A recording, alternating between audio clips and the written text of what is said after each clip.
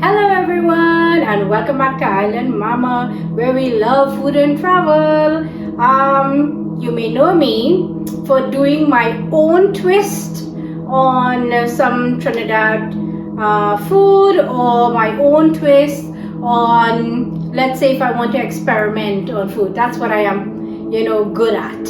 I really don't do the authentic Trinidad, like you will go onto certain channels and see authentic Trinidad food. No, I like to put a little twist on it and to spice things up.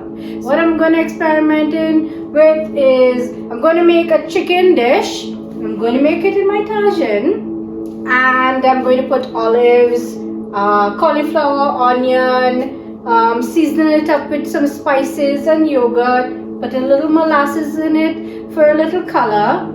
We're going to put it into cook. We don't know what's the name of it because it's just my invention. We're just going to put flavors in together and see how it's going to come out. Stay with me now. Let's go. So I have already prepared my chicken by cutting it up into the size that I want and washed it thoroughly.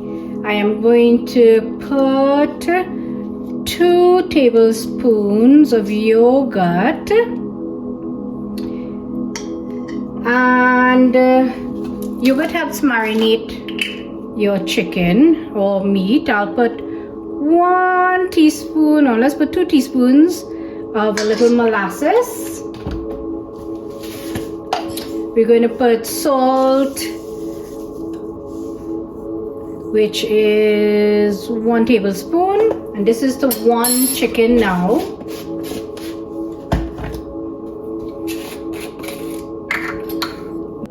Garlic powder, 1 tablespoon. Onion powder, 1 tablespoon. And I'm going to put a little bit of coriander. You notice that I'm not using any green seasoning with this, just because I'm keeping the flavors away from that Caribbean style that I normally do. And with this, we're just going to mix this baby up. And what I would love to do as well at this point is put it in the refrigerator and leave it, cover it with saran wrap, let it marinate for 10 minutes, and I'll be back. So now we are going to start layering our tagine. I did cut up my onions already, and let's see how we're going to do this, because it is about flavor, and I think if you get the flavors right, it's going to be very nice for our palate. I also prepared a bit of broth that I'm going to put into it, because we know with the tagine, let's see our tagine here. With the tagine, what we know about it is with our meat, our veggies inside here, and with this hole that you see here, the steam comes up into this and it goes back into this. So it's a circulation of that steam that takes place. So the broth does help with that circulation of steam. We would like to take our meat, which will take the longest to cook. It must be at the bottom, so that the broth will be, the meat will sit into the broth as well, and that will aid in the cooking of our food. So let's lay it in the bottom. We want to put our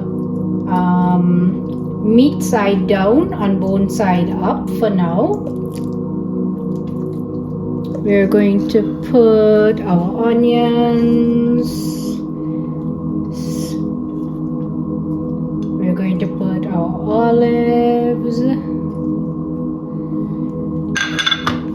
We're going to put our garlic. I did put garlic powder, so I just put whole grains of our garlic in this one.